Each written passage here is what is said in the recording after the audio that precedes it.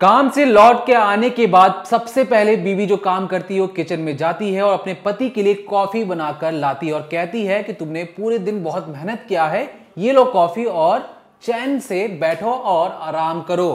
Coffee की पहले 2 घूंट को पीने के बाद उस पति की जो हालत है वो कुछ इस तरीके से है, जिसकी तस्वीर आप अपनी स्क्रीन पर भी देख रहे हैं। पति की हालत बहुत ज्यादा नाजुक हो चुकी है, लार से पूरी टी शर्ट भीग चुकी है और ये लार कोई आम लार नहीं है। दरअसल पति के कॉफी में एक बीवी ने जानबूझकर जहर दिया ताकि पति की मौत हो जाए, और ये मौत इसलिए क्योंकि जो पति था बार बार बीवी को रोकता था, टोकता था और कहता था कि तुम्हें अपनी पुरानी जिंदगी भूलनी पड़ेगी, तुम्हें अपने बॉयफ्रेंड से बात नहीं करनी है। इस छोटी सी बात को लेकर उस बीवी के अंदर इतना ज्यादा गुस्सा भर चुका था, उसे लगा कि पति को ही रास्ते से हटा देते हैं। दरअसल ये जो पूरा मामला सामने आया, ये सामने आया है मुजफ्फरनगर से। मुजफ्फरनगर में आज से लगभग 2 साल पहले गाजियाबाद की पिंकी से अनुज की शादी होती है। ये जो आप तस्वीरें देख रहे हैं, जिसमें तमाम तरीकों से आपको देखकर समझ में आएगा कि शादी में जो अनुज है और जो पिंकी है किस तरीके से खुश नजर आ रहे हैं।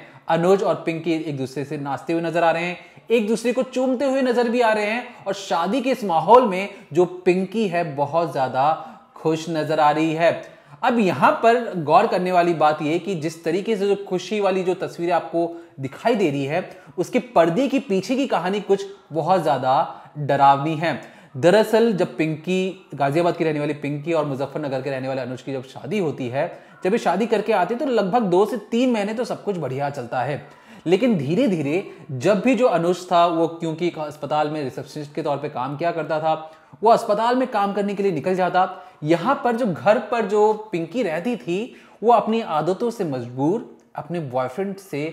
अक्सर देर देर तक बात करती, चैटें होती हैं, और ये जो चैटें हो रही थी इसमें अश्लील चैटें भी हो रही थी। कुछ इस तरीके की तस्वीर भी शेयर की जा रही थी जो कि एक पति और पत्नी के बीच में ही रहनी चाहिए। वो तस्वीरें शादी के बाद उसके पुराने बॉयफ्रेंड तक शेयर की जा रही थी। अब धीरे धीरे जब ये बात सामने आने लगती है, जब खुद अनुज को ये सारी चीजें पता लगती है, एक दिन उसका फोन जब चेक करता है तो उसे लगता है कि जो बीवी है वो बहुत गंदी बातें किसी और मर्द के साथ कर रही है और सामने से भी रिस्पॉन्स आ रहा है। उसने अपनी बीवी पिंकी को समझाने की कोशिश की कि देखो ये सारी चीजें गलत हैं, तुम्हारी एक पुरानी जिंदगी थी, मैं जानता हूं, लेकिन तुम्हें ये सब कुछ छोड़ना पड़ेगा और एक आगे की जिंदगी के बारे में सोचना पड़ेगा। अगर तुम पीछे की जिंदगी में अटकी रहोगी तो आगे नहीं बढ़ पाओगी। पिंकी को लगा कि जो उसका जो पति है उसे कंट्रोल करना चाहता है, कठपुतली की तरह नचाना चाहता है, इसलिए उसने सबसे पहले कहा कि नहीं, मैं ये बात करना नहीं छोड़ सकती, ये मेरा पहला प्यार था और इसी से मैं बेहद मोहब्बत करती हूं। इसके बाद उसने ये कहा कि देखो अनुज, तुम्हारे साथ मेरी शादी नहीं होनी थी, मेरी शादी तो खुद उस लड़की के साथ होनी थी, लेकिन मैंने घर वालों की जबरदस्ती में कह लीजिए या समाज के दबाव के चलते मैंने अपने बॉयफ्रेंड को छोड़कर तुम्हारे से शादी करने का फैसला किया है। इसके बाद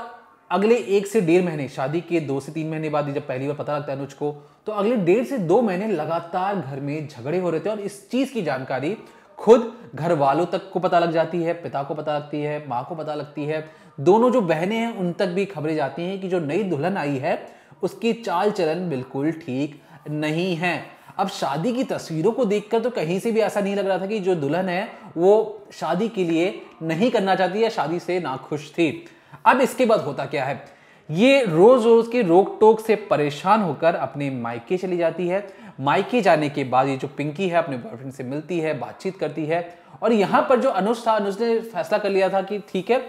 मैं पिंकी को तलाक दे दूंगा और इस चीज की जानकारी सबसे पहले मायके वालों को दे दी जाए, उन्हें बता दिया जाए कि जो आपकी बेटी है अभी भी अपने पुराने प्यार को नहीं छोड़ पाई है। इसके बाद उसके घर वालों को बताता है, घर वाले समझाने की कोशिश करते हैं कि देखो बच्ची है, अभी समझने में टाइम लगेगा। यहां पर कई बार अनुज के द्वारा शिकायत करने के बाद भी उसके लड़की के घर वालों को, लड़की के घर वालों ने कोई ठोस एक्शन नहीं लिया। इसके बाद जब मामला थोड़ा सा शांत होता है, धीरे धीरे ये बात,